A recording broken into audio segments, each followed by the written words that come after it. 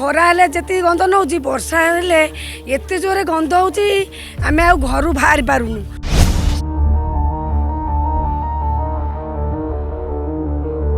सरकार आम कथा शुणुना जी सरकार को दुआर मोरे आम जी गोटे गांडुआ नहीं थोई दिंतु से सरकार जानते प्रकृत केमी गंधटा हो सरकार माने तो बिल्डिंग रे रहउछुंदी ना सी आमे गरीब बासिंदा जो बस्ती बासिंदा लोक तो कहीं शुणिबे।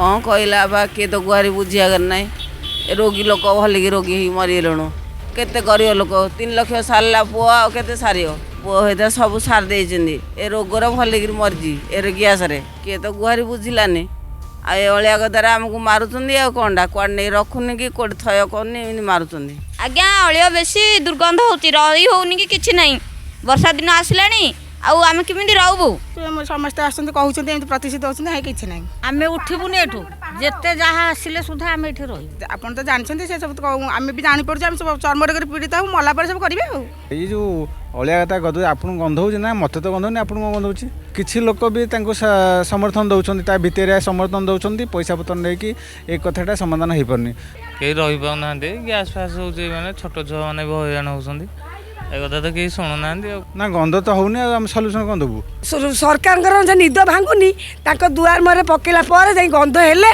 से निद निद भांग। नमस्कार दर्शक बंधु आमे वर्तमान अच्छु गाड़कण अस्थायी अलिया गदा पूर्वर आमे देखिथिलु अस्थायी अलिया गदा संपूर्ण भाव उच्छेद करने लोक मैंने जोर रे दाबी करथिले किंतु सेही पुणी थरे सेही अस्थायी अलिया गदा संपूर्ण भाव उच्छेद न हेई अलिया पहाड़ रे परिणत होइछि। ए होछि से दृश्य आपण मैंने देखुथिबे जोटि कि संपूर्ण भाव अलिया पहाड़ रे परिणत होइछि। ए अलिया गदा अस्थायी अलिया गदा संपूर्ण अलिया गदारे परिणत होइछि। लोक नाही नथिबा असुविधा भोग करुचंती जहा फल रे लोक मानकर दुर्गंधरे लाक फाटुची एवं ए पाखरे थिबा जो स्थानीय लोक माने असराय दी असराय वर्षा हो गला परे दुर्गंध एते जोरे प्रादुर्भाव होउची से माने कबाट द्वार मध्य बंद करी घरे रहउचंती छोट पिलाठू नै वृद्ध एवं युवपीढ़ी समस्ते ये असुविधार सम्मुखीन होउचंती। आमे ये वास्तव चित्र आज आपन को देखौ पुणी थर मु अनुरोध करुच्ची दृश्य देखा जोटि कि पाखरे लोक माने रहउचंती जो दुर्गंध होउची यार सम्मुखीन होउचंती पाखरे जणे मौसी जणे तांको से आलोचना करबा मौसी कहबे अलिया गदा पाखरे होउचंती दुर्गंध जो जोर व्यापुची कोन कहबे कौन कहला बा किए तो गुहारी बुझिया करना रोगी लोक भलिक रोगी ही मरीगलुणु केते गरीब लोक 3 लाख सारा पुआ केते सारी पुआ होता सब सार दे ए रोगर भलिक मरीजी ए ग्यास आ कौन करी। पूर्वर ये अलिया गदा उच्छेद पाई जोरदार दाबी होता अलिया गदा उच्छेद होता बर्तमान ए पाखक अलिया गदा आसीची एवं ये अलिया गदा पहाड़ रे परिणत होइछि। ए दुर्गंध जोर होउछि पाखरे रहउचंती कोन कहबे कौन कहूँ परा कौन कही किए तो गुहारी बुझिलानी आ अलिया गदार आमको मारुचंदी आ कौनटा कुआड़े नहीं रखुनी कि कौट थय करनी मारुचंदी आ कौन करूँ आ मत कौन जनाला बा कह रोग को मत बहुत टेंशन होकर घर नहीं छाड़ दियो बोले बंचू कि होती हैरान आम आ कि कहीपर बापा मो देह मुंड कौन हो आपन को पुणी थे देखा चाहूँगी ये जो पहाड़ देखु अलिया पहाड़ ये संपूर्ण भाव में पहाड़ रे परिणत होती लोक मैंने नाही नथिबा असुविधा भोग करचंती ए पाखरे मध्य घर गुड़े अच्छी ए घर लोक रहउचंती से अलिया गदा को लागी ए घड़ गड़ा होती आउ जड़े आम सहित अच्छा मौसी जन ए पाखरे बसचंती तांको सहित कथा हबा मौसी। आज्ञा अलिया बेसी दुर्गंध होची रही होनी कि किछि नहीं वर्षा दिन आसिलानी आउ आमे किमिति रहबु आज असराय वर्षा होची एबे मध्य वर्षा होची झिपझिप वर्षा होची ए वर्षा फल रे दुर्गंध व्यापीची गोटे लोक नाई नथिबा असुविधा भोग करुचंती स्थानीय लोक गोटे पूरा दुर्गंधर समस्या बुड़ी रही समस्या कौन आज्ञा ए संबंध रे आमे रस किंदी रहबु दुर्गंध बेसी ए वर्षा पागु पूरा रोग होई जीव धिय मानकु दुर्गंध बेसी होची।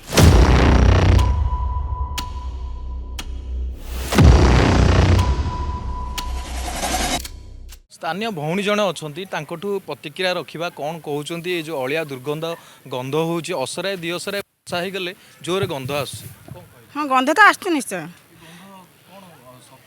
ପ୍ରତି କ'ଣ କିଛି ଆମେ ଆସୁଛୁ ସମସ୍ତେ ଆସୁଛନ୍ତି କହୁଛନ୍ତି ଏମିତି ପ୍ରତିଶୋଧ ହେଉଛନ୍ତି ହେଇ କିଛି ନାହିଁ। ଯଦି ବର୍ଷା ହେଇଯାଉଛି ତାହେଲେ ଗନ୍ଧ କ'ଣ କେତେ ଜୋର ହେଉଛି? ଗନ୍ଧ ପ୍ରବଳ ହେଉଛି, ଗନ୍ଧ ରହିଯାଉଛି ମାନେ ଝରକା କବାଟ ଆମର ବନ୍ଦ କରି ରହୁଛୁ ଆଉ। ଆପଣ ଦେଖୁନାହାନ୍ତି ଗନ୍ଧ ଆସୁଛି, ଆଉ କ'ଣ କରିବୁ, ରହୁଛୁ ଏମିତି। କ'ଣ କହିବା, ଆମେ ତ ଚାହୁଁଛୁ କିନ୍ତୁ ଅଳିଆ ଗଦା ଉଠୁ। ଏ ତ ଅସ୍ଥାୟୀ ଥିଲା, ପରବର୍ତ୍ତୀ ସମୟରେ ସ୍ଥାୟୀ ହେଇଛି। ଏ ପ୍ରତିଶ୍ରୁତି ମଧ୍ୟ ଦେଇଥିଲେ ବିଏମ୍ସି କମିଶନର ଉଠେଇବା ପାଇଁ। ଏ ଆ ପ୍ରତି ନିଗା କ'ଣ ପାଇଁ ଦେଉନାହାନ୍ତି ସରକାର? କହିକି ଯାଉଛନ୍ତି ଉଠେଇଦେବେ, ଆମେ ଉଠିବୁନି ଏଠୁ, ଯେତେ ଯାହା ଆସିଲେ ସୁଦ୍ଧା ଆମେ ଏଠି ରହିବୁ, କୁଆଡ଼େ ଯିବାର ନାହିଁ। ହଁ ଚର୍ମରୋଗ ତ ପୀଡ଼ିତ ହେଲେଣି, ଆଉ କ'ଣ ଆପଣ ତ ଜାଣିଛନ୍ତି ସେ ସବୁ ଆମେ ବି ଜାଣିପାରୁଛୁ, ଆମେ ସବୁ ଚର୍ମରୋଗରେ ପୀଡ଼ିତ ହବୁ, ମଲା ପରେ ସବୁ କରିବେ ଆଉ। ଆମେ ବସ୍ତି ବାସିନ୍ଦା ଲୋକଙ୍କ କଥା ବୋଲି କେହି ଶୁଣୁନାହାନ୍ତି। ଯଦି ଆମର ଯେଉଁ ସରକାର ତାଙ୍କ ଦୁଆର ମୁହଁରେ ମହାମଞ୍ଚା ନେଇକିରି ଗୋଟେ ଗାଣ୍ଡୁଆ ନେଇକି ମୁଁ ଥୋଇଦେବି, ସେ ପ୍ରକୃତରେ ଜାଣନ୍ତେ ଅଳିଆର ସମସ୍ୟା କେମିତି ଗନ୍ଧ ହେଉଛି। ଆମେ ବର୍ଷା ହେବାରୁ କିଛି ଘରେ ରହିପାରୁନୁ, କବାଟ ଝରକା ଦେଇକିରି ବନ୍ଦ କରିକି ଆମେ ରହୁଛୁ। ଆଉ ବହୁତ ଲୋକ ହେଉଛି ଚର୍ମ ରୋଗରେ ପୀଡ଼ିତ ହୋଇକରି ବହୁତ ହସ୍ପିଟାଲରେ ଆସିକିରି ତାଙ୍କ ପାଇଁ ପୁଣି କିଛି ପ୍ରତିଶ୍ରୁତି ନେଉନାହାନ୍ତି ସରକାର। ଖାଲି କହୁଛନ୍ତି ଏଇଟା ଉଠିଯିବ, ଏ ମାସରେ ଉଠିଯିବ, ସେ ମାସରେ ଉଠିଯିବ, ଖାଲି ଏମିତି କହିଦେଉଛନ୍ତି। ବାସ୍ ସରକାର ତାଙ୍କ ଇଚ୍ଛାରେ ନିଦ ଭାଙ୍ଗୁନି। ଯେଉଁଦିନ ଆମେ ଏମିତି ବସ୍ତି ବାସିନ୍ଦା ଲୋକ ଯେହେତୁ ଆମେ ରହିବାକୁ ବାଧ୍ୟ ହୋଇକରି ରହୁଛୁ, ସରକାର ତାଙ୍କର ଯେଉଁଦିନ ନିଦ ଭାଙ୍ଗିବ ସେଦିନ ସେ ଅଳିଆ ଉଠେଇବେ, ଆଉ ଆମେ ଉପକୃତ ହୋଇକି ରହିବୁ। ଆଉ କ'ଣ ତେବେ ବାରମ୍ବାର ପ୍ରତିଶ୍ରୁତି ଦେଇଛନ୍ତି ସରକାର ଏଠାରୁ ଅଳିଆ ଗଦା ଉଠାଇବା ପାଇଁ, କିନ୍ତୁ ପ୍ରତିଶ୍ରୁତିର କିଛି କାର୍ଯ୍ୟକାରୀ ହେଉନି ବୋଲି ସେମାନେ ଭଉଣୀ ଜଣକ କହିଥିଲେ। ଆଉ ଜଣଙ୍କୁ ସେଠାରୁ ପ୍ରତିକ୍ରିୟା ରଖିବା, କ'ଣ କହୁଛନ୍ତି ସ୍ଥାନୀୟ ବାସିନ୍ଦା ଏଠି ପାଖରେ ରହୁଛନ୍ତି, ଘର ଗୁଡ଼ା ଲାଗି ଲାଗି ହେଇକି ଅଛି ଏ ଡମ୍ପିଂ ୟାର୍ଡ଼ ପାଖରେ, କେତେ ଦୂର ଏ ସମସ୍ୟା ଆପଣଙ୍କୁ ଲାଗି ରହିଛି? ନା ବିଗତ ଦିନରେ ବର୍ତ୍ତମାନ ସେ ଚାହୁଁଥିଲେ ପଡ଼ିଆ ଉପରେ ଯେଉଁଠି ଆମର ମାନେ ବସ୍ତି ବାସିନ୍ଦା ଯେଉଁଠି ଘର କରିଛନ୍ତି ସେ ପଡ଼ିଆ ଗୋଟେ ଅଛି, ସେ ପଡ଼ିଆରେ ସେମାନେ ଚାହୁଁଥିଲେ ଡମ୍ପିଂ ୟାର୍ଡ଼ କରିବେ ବୋଲି। ମୁଁ ତାଙ୍କୁ ସଂଘର୍ଷ ଲଢ଼େଇ କରିବା ଭିତରେ ସେମାନେ ହଟିଛନ୍ତି। ଆଉ ତାପରେ ବିଭିନ୍ନ ବି ସେ ଅଳିଆ ଗଦା କଣ୍ଟା ବି କରିବା ପାଇଁ ଘର କରୁଥିଲେ, ସେଇଟା ବି ବନ୍ଦ କରିଛୁ। ଏ ବହୁତ କଥା ହେଇଛି, ବହୁତ ଲଢ଼େଇ ହେଇଛି, ବହୁତ ସମାଧାନ ପାଇଁ ସେମାନଙ୍କ ପାଇଁ ବହୁତ କଥା କୁହାହେଇଛି। ତାପରେ ଥରେ ଯାଇଥିଲି ଯେ ସେମାନେ ପଚାରିଲି ଯେ ଏଇ ଯେଉଁ ଅଳିଆ ଗଦା ଗଦୁ ଆପଣଙ୍କୁ ଗନ୍ଧ ହେଉଛି ନା? ମୋତେ ତ ଗନ୍ଧ ହେଉନି, ଆପଣଙ୍କୁ କ'ଣ ଗନ୍ଧ ହେଉଛି? ଯିଏ ମାନେ ଆମର ଯେଉଁ ସେଇଟା ଯେଉଁ ସୈନିକ ସ୍କୁଲ ସେମାନେ କହୁଛନ୍ତି ଗନ୍ଧ ହେଉନି, ତୁମେ କ'ଣ ଗନ୍ଧ ହେଉଛି? ମୁଁ କହିଲି ମୋତେ ତ ଗନ୍ଧ ହେଉଛି, ଆପଣଙ୍କୁ କ'ଣ ଗନ୍ଧ ହେଉନି? ମୁଁ କହିଲି ତାହେଲେ ମୁଁ ତ ଆପଣଙ୍କୁ ପଚାରୁଛି ଆପଣ ସଲ୍ୟୁସନ୍ କ'ଣ, ଗନ୍ଧ ନ ହେବା ପାଇଁ ସଲ୍ୟୁସନ୍ କ'ଣ? ନା ଗନ୍ଧ ତ ହେଉନି, ଆଉ ଆମେ ସଲ୍ୟୁସନ୍ କ'ଣ ଦେବୁ? ସେ କଥା ମଧ୍ୟ କହିଲେ। ଆମେ କହିବା ସେ ଆର ପାଖରେ ଥିଲା ଅଳିଆ ଗଦା, କିନ୍ତୁ ସେ ବର୍ତ୍ତମାନ ଆଗକୁ ଆଗକୁ ଘୁଞ୍ଚି ଆସି ଏବେ ହାଇଟ୍ ଆକାରର ବଢ଼ିଲାଣି। ଯେ କଥା ହେଉଛି ଯେ ସେମାନେ ଲଢ଼େଇ କରୁଥିଲେ, ବିକ୍ଷୋଭ କରିଛନ୍ତି କିଛି ଲୋକ, କିନ୍ତୁ କିଛି ଲୋକ ବି ତାଙ୍କୁ ସମର୍ଥନ ଦେଉଛନ୍ତି, ତା ଭିତରେ ସମର୍ଥନ ଦେଉଛନ୍ତି, ପଇସା ପତ୍ର ନେଇକି ଏ କଥାଟା ସମାଧାନ ହୋଇପାରୁନି। କିନ୍ତୁ ଲୋକମାନେ ଆନ୍ଦୋଳନ କରିଥିଲେ, ବିକ୍ଷୋଭ କରିଥିଲେ, ଏ କଥା ସବୁ ହେଇଛି। କିନ୍ତୁ ଆମେ ମଧ୍ୟ ହାଇକୋର୍ଟରେ ବର୍ତ୍ତମାନ ତାକୁ ମାନେ କେସ୍ କରିବୁ ବୋଲି ବର୍ତ୍ତମାନ ଆମେ ବନ୍ଦୋବସ୍ତ କରିଛୁ।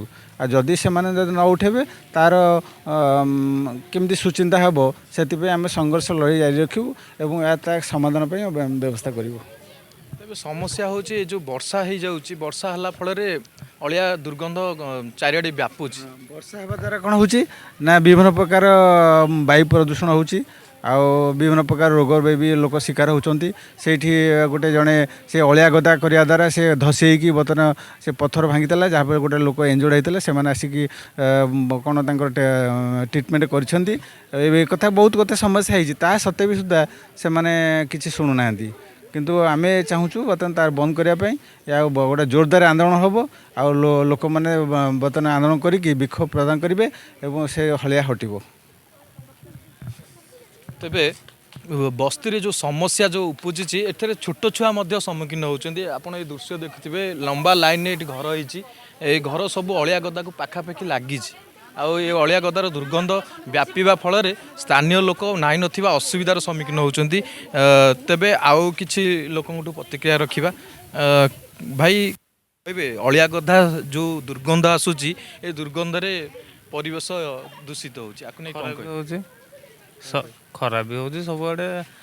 ଗ୍ୟାସ୍ ରହିପାରୁନାହାନ୍ତି ଲୋକମାନେ।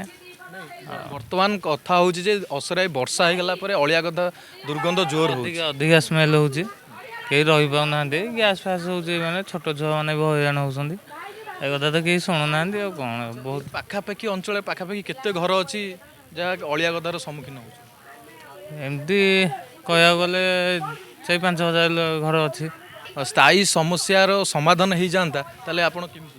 ହଁ ଭଲ ହୁଅନ୍ତା ବି। ଏଇ ନେଇ କିଛି ଆପଣ ଆଲୋଚନା କରିଛନ୍ତି ଗୋଟେ କମିଟି ମାଧ୍ୟମରେ ହଉ କି ଇଏ ମାଧ୍ୟମରେ କିଛି ଆଲୋଚନା କରିଛନ୍ତି?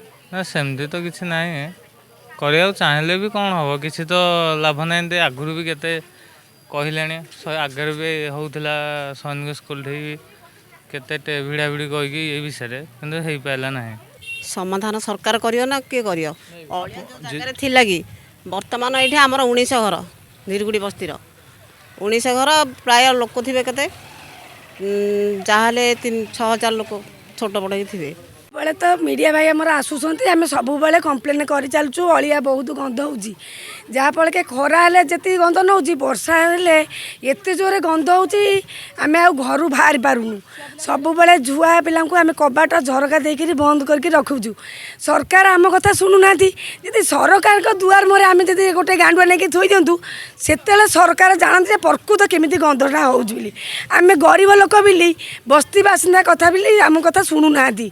ଆଉ ଆମର ଯେତେବେଳେ ସରକାର ମାନେ ତ ବିଲ୍ଡିଂରେ ରହୁଛନ୍ତି ନା, ସିଏ ଆମେ ଗରିବ ବାସିନ୍ଦା ଯେଉଁ ବସ୍ତି ବାସିନ୍ଦା ଲୋକ ତ କାହିଁ ଶୁଣିବେ? ଆଉ ଯଦି ଏଇଥରକ ନ ଶୁଣିବେ, ଆମେ ସରକାରଙ୍କ ଦୁଆର ମୁହଁରେ ନେଇକରି ସେଇଠି ନେଇକି ଗଦେଇବୁ। ସିଏ ସେ ଗନ୍ଧର ସମ୍ମୁଖୀନ ହେଲେ ସେ ପ୍ରକୃତ ମଣିଷର କଥା ବୁଝିବେ। ସରକାରଙ୍କର ଯେ ନିଦ ଭାଙ୍ଗୁନି, ତାଙ୍କ ଦୁଆର ମୁହଁରେ ପକେଇଲା ପରେ ଯାଇ ଗନ୍ଧ ହେଲେ ସେ ଯାଇକି ତାଙ୍କ ନିଦ ଭାଙ୍ଗିବ। କେତେ ମିଡ଼ିଆ ଭାଇ ଆସିଲେଣି, ଏଇ କଥା ବହୁତ କମ୍ପ୍ଲେନ୍ କରାଯାଉଛି, କିନ୍ତୁ ଆମ କଥା ଶୁଣାଯାଉ ନାହିଁ। ଯେହେତୁ ଆମର ବସ୍ତି ବାସିନ୍ଦା ଲୋକ, ଆମେ ଅଳିଆ ଗଦା କତିରେ ରହିବୁ, ସେମାନେ ବିଲ୍ଡିଂରେ ରହୁଛନ୍ତି, ତାଙ୍କର କାହିଁକି ଗନ୍ଧଟା ହେବ କି? ଯଦି ଏଇ ଅଳିଆଠୁ ଆମେ ଯଦି ଗୋଟେ ଗାଣ୍ଡୁଆ ନେଇକି ତାଙ୍କ ଦୁଆର ମୁହଁରେ ପକାଇ ଦିଅନ୍ତୁ, ଯେତେବେଳେ ବି ଆମର ସରକାର ଏଇବାଟେ ଯାଉଛନ୍ତି, କିନ୍ତୁ କ'ଣ କରୁଛନ୍ତି, କାର୍ର ଡୋର୍ଟା ଦେଇ ଦେଉଛନ୍ତି ଗନ୍ଧ ହେଉଛି ବୋଲି। କିନ୍ତୁ ଆମେ ମାନେ 24 ଘଣ୍ଟା ଏଇଠି ଏଇ ଗନ୍ଧରେ ସାମ୍ନା ହେଉଛୁ। ଆଉ ସିଏ ଆଗାମୀ ଦିନରେ ଯଦି ଆମ କଥା ନ ଶୁଣନ୍ତି, ସମସ୍ତେ ରାସ୍ତାରେ ଓହ୍ଲେଇକିରି ସଂଘର୍ଷ ଚାଲିବ। ଆପଣ ଏବେ କ'ଣ ଚାହୁଁଛନ୍ତି? ଆମେ ଚାହୁଁଛୁ କେମିତି ଅଳିଆ ଗଦା ହଟାଅ। ଅଳିଆ ନ ହଟେଇଲେ ଆଗାମୀ ଦିନରେ ବହୁତ ସମସ୍ୟା ହେଇପାରେ। ରାସ୍ତାରେ ଆମେ ବସିବୁ। ଆମେ ଚାହୁଁଛୁ କେମିତି ଅଳିଆ ହଟିଯାଉ ଏଠୁ, ଆମେ କେମିତି ସୁରକ୍ଷିତରେ ରହିବୁ। ଅଳିଆ ନ ହଟିଲେ ଆମେ ସମସ୍ତେ ବସ୍ତି ବାସିନ୍ଦା ମିଶିକି ଗୋଟେ ଜୋରଦାର ଆନ୍ଦୋଳନ କରିବୁ ଏବଂ ଏ ଆନ୍ଦୋଳନ ପାଇଁ ଶହ ଶହ ଲୋକ ମଧ୍ୟ ଯୋଗ ଦେବେ ଏବଂ ବିକ୍ଷୋଭ ପ୍ରଦାନ କରାଯିବ। ଏ ବିକ୍ଷୋଭ ପ୍ରଦାନ କରାଯାଇକି ବର୍ତ୍ତମାନ ରାସ୍ତାରେ ଓହ୍ଲେଇକି ଆମେ ବର୍ତ୍ତମାନ ମାନେ ନାହିଁ ନଥିବା ସଂଘର୍ଷ ଲଢ଼େଇ କରିକି ଆମେ କେମିତି ଅଳିଆ ହଟେଇବୁ, ଏ ସଂକଳ୍ପ ଆମେ ନେବୁ। ଆଉ ଏବଂ ସରକାରଙ୍କୁ କହୁଛୁ ଏ କଥା ତୁରନ୍ତ କରିବେ, ଯଦି ନ କରିବ ଆଗାମୀ ଦିନରେ ଲଢ଼େଇ ହେବ। ତେବେ ଶୁଣୁଥିଲେ ଅଳିଆ ଗଦାକୁ ନେଇ ଯେଉଁ ସମସ୍ୟା ଉପୁଜିଛି, ଏଥିରେ ଲୋକମାନେ ଅତୁଷ୍ଟ ହେଲେଣି ଏବଂ ଅଳିଆ ଦୁର୍ଗନ୍ଧ ବ୍ୟାପିଲାଣି। ଏ ଦୁର୍ଗନ୍ଧ ବ୍ୟାପିବା ଦ୍ୱାରା ବିଭିନ୍ନ ନାନା ବ୍ୟାଧି ମଧ୍ୟ ହେଲାଣି, ଲୋକ ନାହିଁ ନଥିବା ଅସୁବିଧାର ସମ୍ମୁଖୀନ ହେଉଛନ୍ତି। ଭୁବନେଶ୍ୱରରୁ କ୍ୟାମେରା ପର୍ସନ ସଞ୍ଜୟଙ୍କ ସହିତ ସରୋଜ କୁମାର ରାଉତରାୟଙ୍କ ରିପୋର୍ଟ, RB ନ୍ୟୁଜ୍।